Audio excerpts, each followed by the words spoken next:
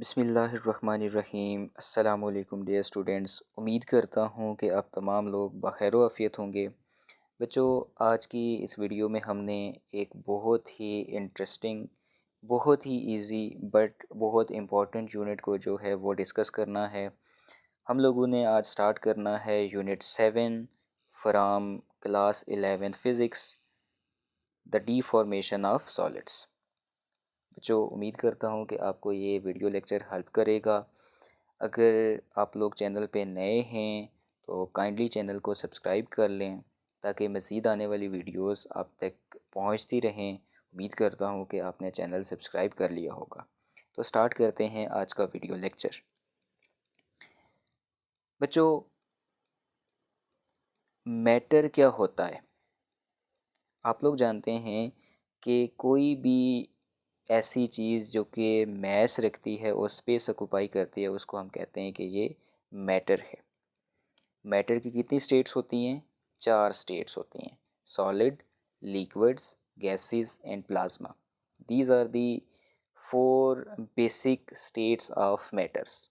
उसमें से हमने जिस स्टेट को डिटेल में डिस्कस करना है वो है solids. So start over lecture with the definition of solids. बच्चों, क्या होते हैं सॉलिड्स? याद रखें कि ये सॉलिड्स मैटर की वो स्टेट है जो कि इनकम्प्रेसिबल है, इसकी फ़िक्स शेप होती है और इनके फ़िक्स वॉल्यूम होते हैं। बच्चों, आपने देखा होगा ना, लिक्विड या गैसेस या प्लाज्मा को ये फ़्लो कर सकते हैं। इनको आप जिस कंटेनर में डालेंगे ना वैसे ही शेप अडॉप्ट कर लेते हैं। एक जगह से दूसरी जगह पे फ़्लो करके जा सकते हैं, पोजीशन मेंटेन नहीं कर सकते। लेकिन सॉलिड ऐसे होते हैं जिनकी शेप भी फ़िक्स होती है, उनके वॉल्यूम्स भी फ़िक्स होते हैं, वो इनकम्प्रेसिबल होते हैं, यानी उनको आप दबा नहीं सकते। वो इनकम्प्रेसिबल हैं, फ़िक्स शेप्स हैं और उनके वॉल्यूम फ़िक्स हैं और वो फ़्लो नहीं कर सकते। मैटर की उस स्टेट को हम क्या कहते हैं? ये मैटर की सॉलिड स्टेट है। बच्चों, जब भी हम सॉलिड का वर्ड इस्तेमाल करते हैं ना तो हमारे माइंड में डिफरेंट तरह के सॉलिड्स आते हैं। मिसाल के तौर पर जैसे प्लास्टिक और आयरन। आपसे मैं पूछूं इनमें से हीट और करंट को कौन कंडक्ट कर सकता है? तो ऑब्वियस सी बात है, आप कहेंगे कि आयरन में से हीट भी गुजर सकती है, करंट भी गुजर सकता है। लेकिन जो आपके पास प्लास्टिक है उसमें से हीट और करंट नहीं गुजर सकता। आपसे मैं पूछूं कि ग्लास और वुड में से लाइट को अपने अंदर से कौन पास करवा लेता है? तो आप कहेंगे कि सर, ग्लास में से लाइट पास हो सकती है जबकि वुड में से लाइट पास नहीं हो सकती। तो इनकी ये जो प्रॉपर्टीज़ हैं ये क्यों एक दूसरे से डिफरेंट होती हैं? ये डिपेंड करता है बच्चों कि आपके पास उस सॉलिड मटेरियल को बनाने वाले जो कॉन्स्टिट्यूट पार्टिकल्स हैं वो उस सॉलिड मटेरियल को बनाते वक्त किस तरतीब में अपने आप को अरेंज करते हैं। यानी देखें ना, मटेरियल्स की हमने क्या क्या प्रॉपर्टीज़ डिस्कस करनी होती हैं। मटेरियल में हमने उसकी हार्डनेस देखनी होती है, उसकी डक्टिलिटी देखनी होती है, यानी कि उसको अगर हम खींचें तो वो जल्दी टूटेगा या नहीं टूटेगा। ब्रिटलनेस का मतलब ये होता है, ब्रिटल मटेरियल्स वो होते हैं जिनमें आप थोड़ा सा स्ट्रेस अप्लाई करें ना फ़ौरन से टूट जाते हैं, जैसे शीशा है। मलिएबिलिटी क्या होती है कि वो मेटल्स या वो एलिमेंट्स जिनको हम अगर कूटें ना, यानी उनको फोर्स लगाएं तो उनको कूट कर हम चादर्स में कन्वर्ट कर सके। यानी उनको मैं उर्दू में इसलिए समझा रहा हूँ ताकि आपको बात डिटेल से समझ आए कि उन पे अगर हम हिट करें, उनको फोर्स लगाएं ना, उनको हम शीट्स में कन्वर्ट कर सकें। तो उनकी इस प्रॉपर्टी को क्या बोलते हैं? मलिएबिलिटी। तो हम देखते हैं कि स्टील ज़्यादा हार्ड है, लेड ज़्यादा सॉफ्ट है। आपसे पूछूं क्यों? तो आपका आंसर ये होगा कि सर, ये डिपेंड करता है कि स्टील की हार्डनेस और लेड की सॉफ्टनेस ये इस चीज़ पे डिपेंड करती है कि स्टील और लेड में जो कॉन्स्टिट्यूट पार्टिकल्स हैं वो उन्होंने अपने आप को किस तरह से अरेंज किया हुआ है। तो इसका मतलब हमारे पास सॉलिड मटेरियल में डिफरेंट तरह की प्रॉपर्टीज़ की बिहाफ पे हम सॉलिड को जज करते हैं और उनकी वो जो प्रॉपर्टीज़ हैं उनको इफ़ेक्ट करता है जी उनमें मौजूद उनका स्ट्रक्चर, एटॉमिक अरेंजमेंट और उनकी बॉन्डिंग। ये उस मेटल की प्रॉपर्टीज़ को डिफ़ाइन करती हैं, जैसे कि स्टील की हार्डनेस या लेड की सॉफ्टनेस। तो depending upon the arrangement of particles हम सॉलिड्स को डिफ़ाइन करते हैं या क्लासिफाई करते हैं 3 कैटेगरीज़ में। That is crystalline solids, polymeric solids या एमॉर्फस सॉलिड्स। तो हमारे पास जो क्लासिफिकेशन है सॉलिड्स की वो कितनी टाइप की बनी, 3 तरह की, क्रिस्टलाइन, पॉलीक्रिस्टलाइन या पॉलीमेरिक सॉलिड्स और एमॉर्फस सॉलिड्स। अब हम वन बाय वन इनको डिटेल से डिस्कस करते हैं। सबसे पहले हम डिस्कस करते हैं क्रिस्टलाइन सॉलिड्स। बच्चों, स्कूल फिज़िक्स से आपको कुछ बेसिक इन्फॉर्मेशन है, बट जो यहाँ पे कंसेप्ट वाली बात है वो मैं ज़रूर आपको समझाऊंगा। क्रिस्टलाइन सॉलिड्स बच्चों ऐसे सॉलिड मटेरियल जिनमें उनके जो कॉन्स्टिट्यूट पार्टिकल्स हैं, यानी वो पार्टिकल्स जिनसे मिलकर वो सॉलिड मटेरियल बना हुआ होता है, वो एक तरतीब के साथ एक वेल डिफाइंड पैटर्न में अरेंज होते हैं। उन सॉलिड मटेरियल को हम क्या बोलते हैं, crystalline solids. That is the crystalline solids are those solids in which atoms, ions या मालिक्यूल्स, यानी उनके जो कॉन्स्टिट्यूट पार्टिकल्स हैं जिनसे मिलकर वो सॉलिड बना होता है, वो किस फॉर्म में एग्जिस्ट करते हैं, एक रेगुलर यानी बिल्कुल तरतीब के साथ और world define arrangement. World define arrangement से मतलब क्या है, जैसे आप ये सोडियम क्लोराइड का स्ट्रक्चर देख रहे हैं ना, ये क्यूब की फॉर्म में मौजूद है। तो यहाँ पे किसी एक मॉलिक्यूलर स्ट्रक्चर जैसे लेटस से ये जो स्ट्रक्चर है ना, ये ग्रेफाइट के स्ट्रक्चर से मिलता है। इसने मेंशन तो नहीं किया कहीं बुक में फिगर में, तो ये याद रखें कि ये स्ट्रक्चर तकरीबन आप कह सकते हैं कि ये ग्रेफाइट का स्ट्रक्चर है। तो यहाँ पे आप एक मॉलिक्यूलर स्ट्रक्चर देख रहे हैं और यहाँ पे आप एक आयोनिक स्ट्रक्चर देख रहे हैं। अगर आप इस आयोनिक स्ट्रक्चर को देखें और यहाँ से आप इस मॉलिक्यूलर स्ट्रक्चर को देखें, तो आप देख रहे हैं कि जितने भी, अगर आप वन बाय वन देखें ना, तो सोडियम क्लोराइड में सारे सोडियम और क्लोराइड एटम एक क्यूब की फॉर्म में अरेंज्ड है। तो एक वेल डिफाइंड पैटर्न है। वेल डिफाइंड पैटर्न से मतलब क्या है कि जब आप कॉन्स्टिट्यूट पार्टिकल्स की अरेंजमेंट देखें ना, तो आपको फ़ौरन से दिमाग में कोई ज्योमेट्रिकल शक्ल आने लगे कि यार ये किस ज्योमेट्रिकल शक्ल में अरेंज्ड है। जैसे NaCl की तरतीब देख के हमें फ़ौरन पता चलता है कि हाँ भाई ये क्यूब की फॉर्म में अरेंज्ड है। इधर कौन सी शक्ल है, अगर आप देखें ना, ये यूं करके हमारे पास ये एक हेक्सागोन बन रही है। तो देखें इसमें हमारे पास जितने भी कॉन्स्टिट्यूट पार्टिकल्स हैं, फिर वो एक ही जैसी हेक्सागोन है, एक ही जैसी तरतीब है, यानी रेगुलरिटी भी मौजूद है और एक वेल डिफाइंड पैटर्न भी मौजूद है। तो होप सो ये बात आपको समझ में आ गई होगी। तो ऐसे सॉलिड्स को जिनमें जो उनके कॉन्स्टिट्यूट पार्टिकल्स हैं वो एक रेगुलरिटी के साथ और वेल डिफाइंड अरेंजमेंट में अरेंज होते हैं, उनको हम क्या बोलते हैं, क्रिस्टलाइन सॉलिड्स। इनकी ये जो अरेंजमेंट्स है इनको हम एक्सरे टेक्निक की मदद से जो है वो स्टडी करते हैं, और एक मॉलिक्यूलर और आयोनिक स्ट्रक्चर को जो है वो फिगर में बताया गया है, जिसको मैं एक्सप्लेन कर चुका। अब हमने डिस्कस करनी है इनकी प्रॉपर्टीज़। बच्चों याद रखिएगा कि यहाँ पे जो तीनों के तीनों मटेरियल्स हैं उनमें ये 3-4 बातें आप लोगों ने याद रखनी है। उनकी डेफिनीशन, रफ सी फिगर साथ, दूसरी बात उनकी प्रॉपर्टी, तीसरी चीज़ एग्ज़ाम्पल, और चौथी बात उनका यूज़ या उनकी एप्लीकेशन। तो इनकी जो है वो प्रॉपर्टीज़ देख लें। आसान आसान सी बातें हैं जी, कि जो क्रिस्टलाइन सॉलिड्स हैं उनमें जो पार्टिकल्स हैं वो क्लोजली पैक होते हैं, यानी बहुत टाइटली जो है वो आपस में पैक होते हैं। बट पैकिंग अरेंजमेंट जो है वो डिफरेंट हो सकती है। जैसे अभी हमने ऊपर देखा कि क्रिस्टलाइन सॉलिड है जो NaCl, उसमें पैकिंग अरेंजमेंट एक क्यूब की फॉर्म में है, जबकि जो आपके पास ग्रेफाइट का स्ट्रक्चर मैंने आपको बताया एक मॉलिक्यूलर स्ट्रक्चर, उसमें पैकिंग अरेंजमेंट एक हेक्सागोन की फॉर्म में है।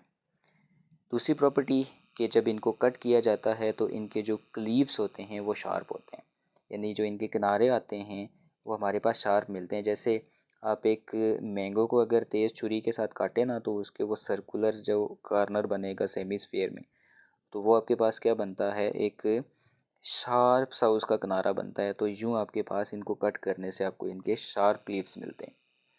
इनके शार्प मल्टिंग पॉइंट होते हैं। शार्प मल्टिंग पॉइंट से क्या मुराद है, ये मैं अब बात आपको यहाँ पे क्लियर करता चलूँ। देखें जी, शार्प मेल्टिंग पॉइंट से मुराद ये चीज़ है ना, जैसे ये मेरे पास NaCl का स्ट्रक्चर है, ठीक है। अब अगर आप देख रहे हैं तो ये इसमें जो ग्रीन कलर है ये रिप्रेजेंट कर रहा है Cl एटम्स को, और ब्लैक कलर किसको रिप्रेजेंट कर रहा है, Na एटम्स को। देखें जी, इस Cl और इस Cl के दरमियान जो बॉन्ड की लेंथ है वो एग्जैक्टली इस Cl और इस Cl के दरमियान भी होगी, इस Cl और इस Cl के दरमियान भी होगी। दरमियान में लगे हुए हर दो क्लोरीन एटम्स के दरमियान जो इनकी बॉन्ड की लेंथ है ना वो सेम होती है। बच्चों मल्टिंग पॉइंट से क्या मुराद होती है, कोई भी ऑब्जेक्ट जो मल्ट होता है ना, तो उससे मुराद ये होती है कि हमने उसके बॉन्ड को तोड़ना है और उसको सॉलिड से किस में कन्वर्ट करना है, हमने लिक्विड फॉर्म में कन्वर्ट करना है। और ये चीज़ कभी मुमकिन होगी जब हम उस सॉलिड के बांड को तोड़ देंगे। तो देखें, हमारे पास ये सोडियम क्लोराइड को अगर मैं मल्ट करना चाहता हूँ ना, तो फ़र्ज़ कर लें एक रफ़ गैस, ठीक है, आई होप कि ये बात आप पिक कर रहे होंगे, एक रफ़ गैस के तौर पर कि अगर इस क्लोरीन और इस क्लोरीन, ये जो दो क्लोरीन एटम्स हैं, इनको तोड़ने के लिए मुझे अगर टेम्परेचर चाहिए 150 डिग्री सेल्सियस, तो इन दो क्लोरीन को तोड़ने के लिए कितना चाहिए होगा। ये फिगर में थोड़ा सा ऊपर नीचे है, हाल दो आपको लेंथ में डिफरेंस नज़र आ रहा होगा, लेकिन एक्चुअली जो लेंथ यहाँ से यहाँ तक होती है इन दो क्लोरीन एटम्स के दरमियान बॉन्ड की लेंथ, वो इन दो क्लोरीन एटम के दरमियान भी यही होती है, वो इन दो के दरमियान भी यही होती है, वो इन दो के दरमियान भी यही होती है। पूरे क्रिस्टल में हर दो क्लोरीन एटम्स के दरमियान बॉन्ड की लेंथ सेम होगी। तो ऑब्वियसली अगर 150 डिग्री पे इन दो क्लोरीन एटम्स के दरमियान बॉन्ड टूटेंगे, तो वो तो फिर इन दो के दरमियान भी ये बॉन्ड टूटेगा, इन दो के दरमियान भी टूटेगा, वो इन दोनों के दरमियान भी टूटेगा। तो 150 डिग्री पे फिर सारे के सारे क्लोरीन एटम्स और इसी तरह से Na और Cl के दरमियान के जो बॉन्ड है वो क्या हो जाएंगे, वो टूट जाएंगे। तो हमें 150 के अलावा किसी और टेम्परेचर की तो ज़रूरत नहीं ना पड़ी। जो ही हमारे पास टेम्परेचर 150 डिग्री सेल्सियस पहुंच गया, सारे के सारे क्लोरीन एटम्स जो है वो टूट गए। यानी शार्पली, तेज़ी के साथ एक ही टेम्परेचर के ऊपर, सिंगल टेम्परेचर के ऊपर हमें ये सारे का सारा क्रिस्टल मल्ट हुआ मिलेगा। तो इस तरह से शार्प मल्टिंग पॉइंट से मतलब ये होता है कि एक ही पार्टिकुलर टेम्परेचर के ऊपर आपके पास सारे के सारे जो बॉन्ड होते हैं वो टूट जाते हैं। This is the meaning of sharp melting points. Hopes हो कि ये बात आपको समझ आ गई होगी। इस तरह से चौथी प्रॉपर्टी है anisotropic property. Anisotropic property से मतलब क्या होता है बच्चों, गौर से देखिएगा। जैसे मेरे पास ये ग्रेफाइट का मटेरियल है ना, तो ग्रेफाइट के जो मटेरियल होता है वो ऐसे क्रिस्टल जो होता है वो ऐसे लेयर्स की फॉर्म में होता है। अच्छा, मैं अगर आपसे ये पूछूं कि इस ग्रेफाइट में से मैं करंट पास करना चाहता हूँ, तो मेरे पास दो ऑप्शंस हैं।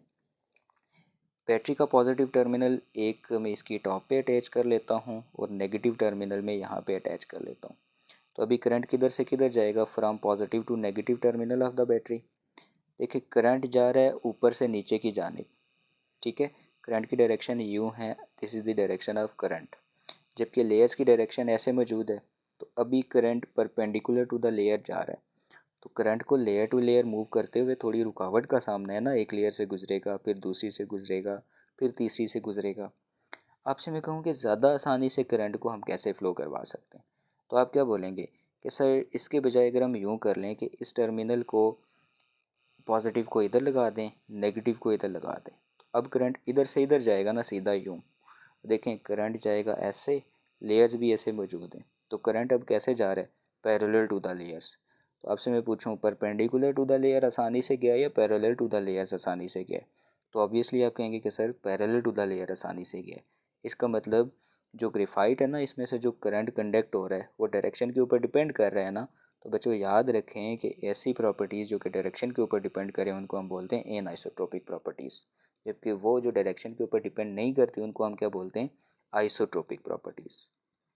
तो याद रखें कि जो क्रिस्टलाइन सॉलिड्स होते हैं उनकी प्रॉपर्टीज़ होती हैं एन आइसोट्रोपिक, यानी वो डायरेक्शन के ऊपर डिपेंड करती हैं।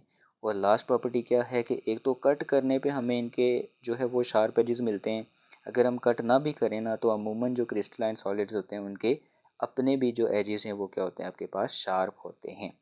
होप्स हो कि इनकी ये 4-5 प्रॉपर्टीज़ आपको क्लियर होंगी। आसान सी बात, नेक्स्ट एग्जांपल्स। क्रिस्टलाइन सॉलिड्स में साल्ट्स जैसे कि sodium chloride, potassium chloride, metals जैसे कि copper, iron, zinc, non metals जैसे डायमंड, सल्फ़र और माइका। इस तरह से आयोनिक कंपाउंड जैसे सोडियम क्लोराइड और कॉपर सल्फेट, दूसरे मटेरियल जैसे सेरामिक यानी कि जर्कोनियम। जर्कोनियम बेसिकली एक ट्रांजिशन मेटल है जो कि जिसको जंग नहीं लगता, बहुत ज़्यादा कोरियन को रेजिस्ट करता है, उसका जो हीट कैपेसिटी है वो बहुत ज़्यादा होता है, अमूमन न्यूक्लियर रिएक्टर्स वगैरह बनाने के लिए इस्तेमाल किया जाता है। सेंट आप लोग जानते हैं, क्वार्ट्ज सिलिकॉन डाइऑक्साइड का जो क्रिस्टल है, या सिलिकॉन डाइऑक्साइड को हम क्वार्ट्ज कहते हैं। तो ये आपके पास है इसकी एग्जांपल्स, इनको याद रखिएगा। एप्लीकेशंस क्या हैं, सिंपल सी बात है, जस्ट इन्फॉर्मेशन है। जैसे डायमंड है उसको हम ज़्यादातर ज्वेलरी में इस्तेमाल करते हैं, क्वार्ट्स को हम वाचेस और क्लॉक्स बनाने में इस्तेमाल करते हैं, और बहुत से मटेरियल्स हैं जो कि इंडस्ट्री में एज ए रॉ मटेरियल इस्तेमाल होते हैं। तो these are the simple properties, examples and applications. तो होप सो क्रिस्टलाइन सॉलिड्स की बात आपको क्लियर होगी। नेक्स्ट हम लोगों ने जो है वो डिस्कस करना है पॉली क्रिस्टलाइन सॉलिड्स। बच्चों, पॉली क्रिस्टलाइन से मतलब क्या है? देखें, अगर ये मैं वर्ड छुपा दूँ पॉली का, आप लोग जानते हैं कि साइंसेस में मोनो का मतलब होता है एक, डाई का मतलब होता है दो, और ट्राई का मतलब होता है तीन। तीन से ज़्यादा हूँ तो हम उनको कहते हैं पॉली। इस तरह से हेक्सागोन होता है, पेंटागोन होता है ना। तो अगर बहुत ज़्यादा हूँ तो उनको हम क्या बोलते हैं? पॉली, यानी मैनी। अब पॉली और क्रिस्टलाइन, यानी बहुत ज़्यादा क्रिस्टल से, पॉली का मतलब क्या हो गया? मैनी, और क्रिस्टलाइन का मतलब क्रिस्टल वाले। तो बहुत ज़्यादा क्रिस्टल से मिलकर जो सॉलिड्स बनते हैं उनको हम क्या बोलेंगे? Poly crystalline. यही चीज़ यहाँ पे भी लिखी है कि सॉलिड मटेरियल्स जो कि made up of many crystals, many small crystals of random directions, उनको हम क्या बोलते हैं? Poly crystalline solids. जैसे देखें, डेफिनीशन को मज़ीद इस फिगर से क्लियर करते हैं। आप लोग देख रहे हैं कि ये मेरे पास एक सॉलिड मटेरियल का क्रिस्टल है। इसमें अगर आप इस लाइन, ये जहाँ पे मेरी ब्लैक एरो घूम रही है, इस रीजन में अगर आप देखें तो एटम्स की अरेंजमेंट को इस रेड कलर की एरो से इंडिकेट किया गया है। थोड़ा सा मैं जूम इन कर लेता हूँ। अब मज़ीद अगर आप इस रीजन में देखें तो इस रीजन और इस रीजन के मुकाबले में एटम्स की तरतीब जो है वो थोड़ी सी डिफरेंट है, बट इस रीजन के अंदर अंदर सारे एटम्स एक ही तरतीब से अरेंज हैं। इसी तरह से इस रीजन में आ जाएं तो यहाँ पे इन एटम्स की तरतीब इन दो रीजन से डिफरेंट है, लेकिन इस पार्टिकुलर रीजन में सारे एटम्स क्या हैं? एक ही तरतीब में अरेंज है। तो बच्चों, इस रीजन में तरतीब की वजह से ये एक क्रिस्टल हो गया, ये दूसरा क्रिस्टल, ये तीसरा क्रिस्टल। तो यूँ आपके पास मैनी क्रिस्टल्स यानी पॉली क्रिस्टल्स, स्मॉल क्रिस्टल्स से मिलकर ये जो हमारे पास सॉलिड मटेरियल बनेगा, इसको हम क्या बोलेंगे? Poly crystalline solids. तो इसको हमने इसलिए यूँ डिफ़ाइन किया कि वो सॉलिड मटेरियल जो स्मॉल क्रिस्टल से मिलकर बनता है ऑफ रैंडम डायरेक्शन, हर एक में अपनी अपनी एटम्स की डायरेक्शन होती है मुख्तलिफ, इसको हम बोलते हैं पॉली क्रिस्टलाइन सॉलिड्स। या सिंपल आप कह सकते हैं कि एक ऐसा सॉलिड जिसका जो स्ट्रक्चर है वो ऑर्डर और डिसऑर्डर, क्योंकि आपने देखा है ना कि एक पार्टिकुलर रीजन में तो आपके पास ऑर्डर मौजूद है, लेकिन दूसरे में इसके मुकाबले में डिसऑर्डर है। यानी सारे के सारे जो एटम्स हैं वो एक तरतीब से मौजूद नहीं हैं, ये डिसऑर्डर हो गया। लेकिन एक ख़ास रीजन में वो तरतीब से मौजूद हैं, ये ऑर्डर हो गया। इसका मतलब जिस सॉलिड मटेरियल में उनका स्ट्रक्चर ऑर्डर और डिसऑर्डर के बिटवीन लाई करेगा, उनको हम बोलते हैं पॉली क्रिस्टलाइन सॉलिड्स हैं। इनको पॉलीमेरिक सॉलिड्स भी कहते हैं। याद रखें कि इन्हीं को हम पार्शली या पुअरली क्रिस्टलाइन भी कहते हैं, यानी मुकम्मल तौर पर क्रिस्टलाइन की तरह सारे के सारे एटम्स तरतीब में मौजूद नहीं होते, बल्कि वो पार्शली जो है वो तरतीब में मौजूद होते हैं। बच्चों, ये जो आपके पास एक ख़ास रीजन है जिसमें एटम्स तरतीब से मौजूद हैं, इनको हम बोलते हैं ग्रेन्स या क्रिस्टलाइट्स। और एक ग्रेन और दूसरे ग्रेन के दरमियान ये जो लाइन है जो कि दो ग्रेन्स को आपस में सेपरेट करती है, इसको हम बोलते हैं ग्रेन बाउंड्री। यही चीज़ जो है वो मैंने नेक्स्ट स्लाइड में लिखी है कि आपके पास वो small crystals in the polymeric solids, जिनको हम जो है वो ग्रेन्स या क्रिस्टलाइट्स भी कहते हैं, इनका ये साइज़ याद रखिएगा 10⁻² नैनोमीटर से 10⁻³ नैनोमीटर हो सकता है। ग्रेन बाउंड्री में आप लोगों को बता चुका हूँ कि उस लाइन को हम ग्रेन बाउंड्री कहते हैं। पॉली क्रिस्टलाइन सॉलिड्स की जो प्रॉपर्टीज़ होती हैं बच्चों, ये आइसोट्रोपिक होती हैं। इस पे मैं डिटेल से बात कर चुका हूँ, तो होप सो ये बात आपको क्लियर होगी। यानी इनकी प्रॉपर्टीज़ जो हैं वो डायरेक्शन पे डिपेंड नहीं करती, सब डायरेक्शन से एक ही जैसी प्रॉपर्टीज़ को ये एग्जिबिट करते हैं। यहाँ पे इसमें एक थोड़ी सी बात ये आती है कि आपके पास जो पॉली क्रिस्टलाइन सॉलिड्स हैं ना, वो दो तरह से एग्जिस्ट कर सकते हैं। वो नेचुरली भी एग्जिस्ट कर सकते हैं रबर, रेजिन और वुड की फॉर्म में, और वो सिंथेटिक यानी इनको हम खुद भी तैयार कर सकते हैं। जैसे पॉलीथीन, यानी ये जो हम लोग शॉपर्स इस्तेमाल करते हैं, शॉपिंग बैग का इसका इस्तेमाल करते हैं। पॉलीस्ट्रीन, ये जो हम डिस्पोजेबल मटेरियल से बना हुआ, जिसमें हम लोग जो है वो पार्सल्स वगैरह पैक करवा के लेके जाते हैं खानों के, या डिस्पोजेबल ग्लास वगैरह, ये जो मटेरियल है ये पॉलीस्ट्रीन का होता है। पॉलीविनाइल क्लोराइड, पीवीसी, पीवीसी के पाइप जो है वो हम लोग इस्तेमाल करते हैं पानी के लिए। अच्छा जो है वो वॉशरूम्स वगैरह में जो इस्तेमाल होते हैं। इसी तरह से पीवीसी की जो तार हम इस्तेमाल करते हैं घरों में इलेक्ट्रिसिटी को पोल से लेके आने के लिए, ये जो मटेरियल है ये सिंथेटिक पॉलीमेरिक सॉलिड्स हैं। जबकि रबर, रेजिन और वुड, ये आपके पास जो है वो सिंथेटिक पॉलीमेरिक ये नेचुरल पॉलीमेरिक सॉलिड्स हैं। बच्चों एक सिंपल सी डेफिनेशन यहाँ पे दी गई है पॉलीमराइजेशन। याद रखें कि जो पॉलीमेरिक सॉलिड्स हैं ना, ये इनमें जो मेन एलिमेंट्स मौजूद होते हैं वो होते हैं ऑक्सीजन, हाइड्रोजन, नाइट्रोजन और कार्बन। इन 3-4 एलिमेंट से मिलकर सबसे पहले एक मॉलिक्यूल बनता है जिसको हम बोलते हैं मोनोमर। बात समझ में आ गई? यानी पहले क्या हुआ, ये 3-4 बंदे आए, कार्बन, ऑक्सीजन, हाइड्रोजन और नाइट्रोजन। इन्होंने मिलकर एक मॉलिक्यूल बनाया, उसका नाम क्या है, मोनोमर। वो मोनोमर फिर अपने आप को रिपीट करता है, यानी वो जो स्मॉल मॉलिक्यूल्स है उसकी रेपिटेशन से हम क्या करते हैं, एक लॉन्ग चेन मॉलिक्यूल बनाते हैं, उसको हम बोलते हैं पॉलीमर। और इस प्रोसेस को, जिसमें वो छोटे छोटे मॉलिक्यूल्स मिलकर एक लॉन्ग चेन स्ट्रक्चर बनाते हैं, उसको हम क्या बोलते हैं, पॉलीमराइजेशन। तो ये जो सिंथेटिक पॉलीमर्स बनते हैं ना हमारे पास, सिंथेटिक पॉलीमरिक सॉलिड्स, वो किस प्रोसेस के थ्रू बनते हैं, पॉलीमराइजेशन के थ्रू बनते हैं।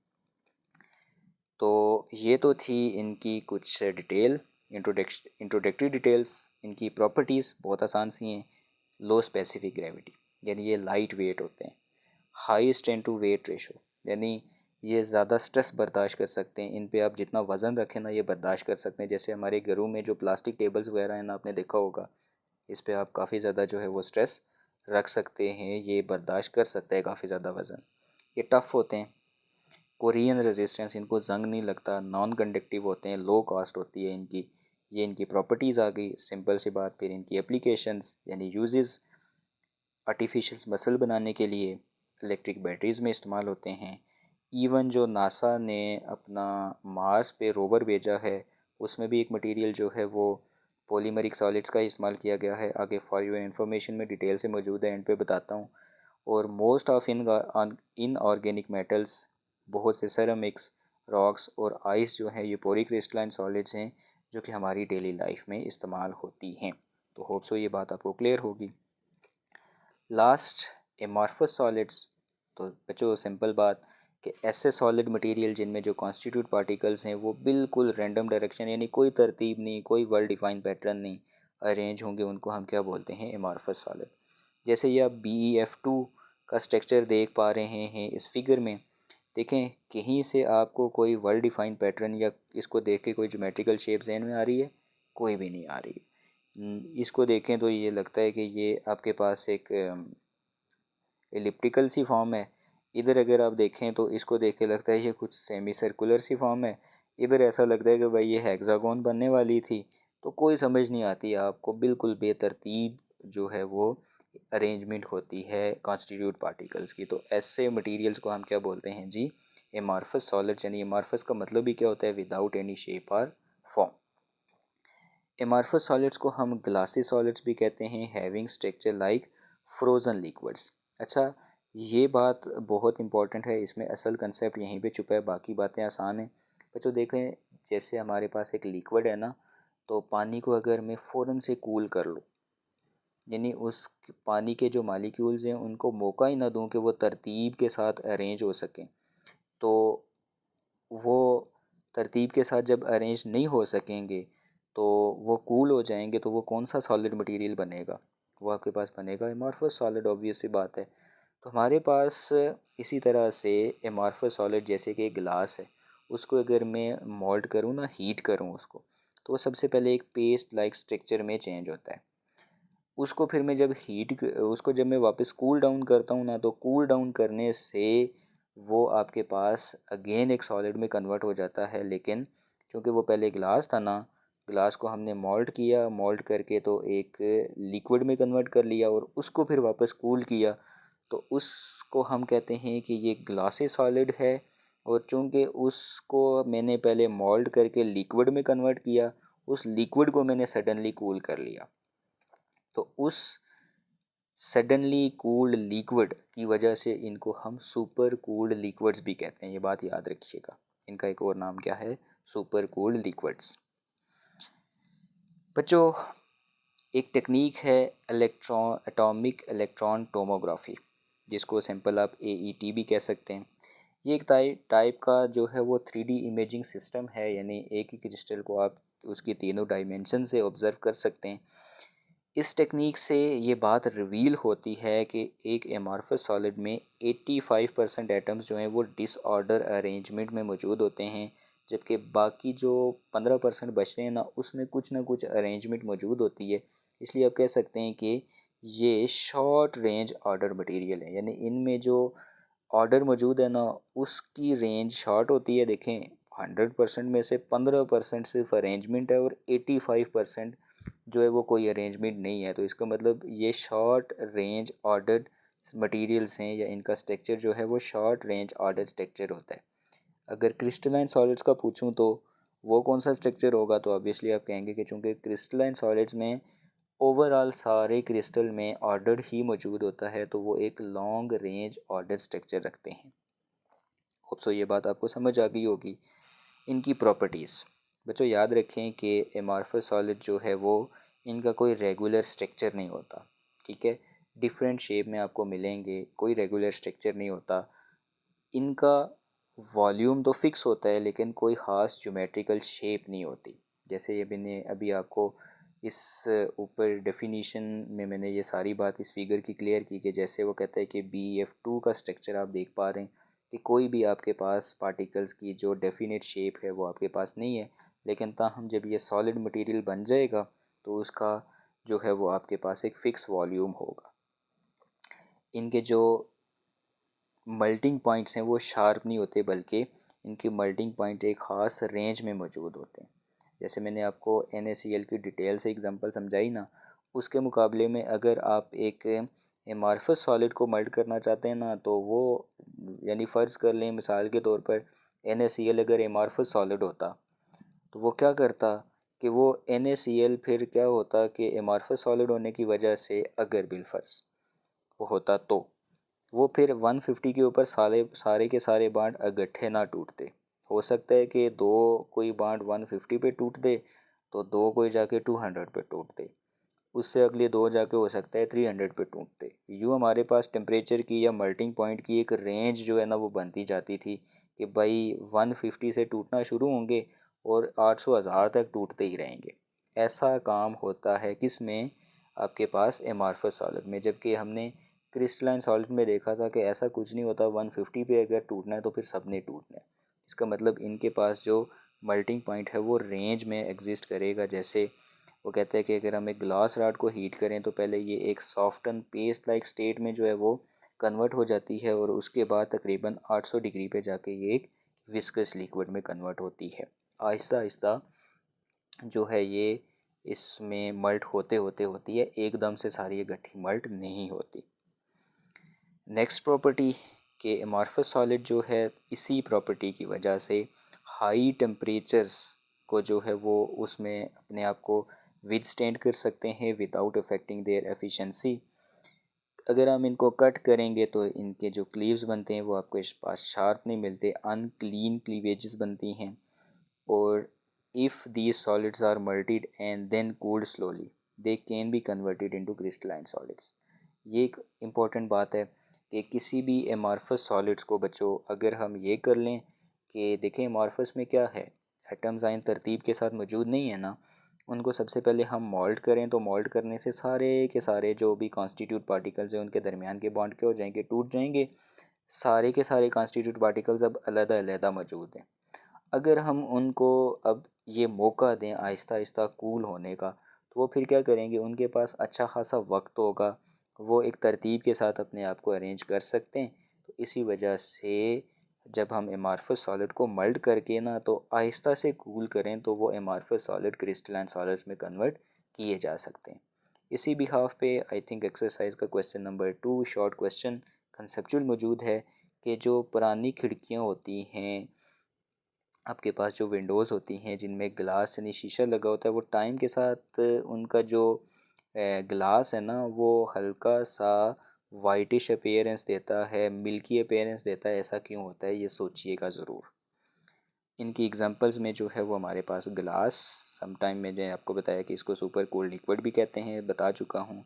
Rubber, thin films deposit on the substances at the low temperature, इसी तरह से ग्लूज़ और मैनी पॉलीमर्स, ये आपके पास इसकी एग्जांपल्स में आते हैं। तो होप्स हो कि ये बात आपको क्लियर होगी। ये जो मैं आपको बता रहा था जी, कि Xylon is a synthetic polymer which is stiffer than steel, has the high strength and has excellent thermal stability. It has various medical applications like artificial muscle. It is used in the electrical batteries and even used in the Martian rover sent by the NASA to the planet Mars. इसी तरह से ये graphene के बारे में information लिखी हुई है और यहाँ पे उसी AET electron atomic electron tomography के बारे में ये इंफॉर्मेशन लिखी है। तो बच्चों इसको अच्छी तरह से एक दफ़ा रीड कर लीजिएगा। एक चीज़ रह गई है जी, ये हैं एमॉर्फस सॉलिड के यूजेस। तो देखें जी, ग्लास आप लोग जानते हैं कि हम इसको यूटेंसिल्स क्या होते हैं, जो हमारे पास अमूमन किचन में यानी फूड के पर्पज़ के लिए, खाना खाने के लिए जो स्पून्स आ गई, अच्छा आपके पास जो है वो छुरी कांटे, ये जो चीज़ें हैं ना आपके पास, इनको हम बोलते हैं यूटेंसिल्स। इसको बनाने में बॉटल्स, बॉक्सेस और कंस्ट्रक्शन में इस्तेमाल होता है। रबड़ को आप जानते हैं कि हम मुख्तलिफ़ tiles, footwears, ropes, raw material बनाने के लिए इस्तेमाल करते हैं। कंस्ट्रक्शंस में इस्तेमाल होते हैं, हाउसवेयर में इस्तेमाल होते हैं, making of tyres and shoes. Amorphous silica is one of the best material for converting sunlight into electricity used in the solar panels। तो ये सिंपल से इनके यूजेस हैं। तो होप सो ये लेक्चर आपको जो है वो समझ आ गया होगा विद द फुल कंसेप्ट्स। अगर फिर भी किसी की कोई क्यूरी है तो वो कमेंट सेक्शन में ज़रूर पूछे, इंशाल्लाह आपको मैं रिस्पॉन्स करूँगा। वीडियो अगर हेल्पफुल लगी है तो काइंडली चैनल को ज़रूर सब्सक्राइब करके जाइए। मिलते हैं नेक्स्ट लेक्चर में on the unit cell and crystal structure. तब तक के लिए अपना ख्याल रखिएगा। अल्लाह हाफिज़।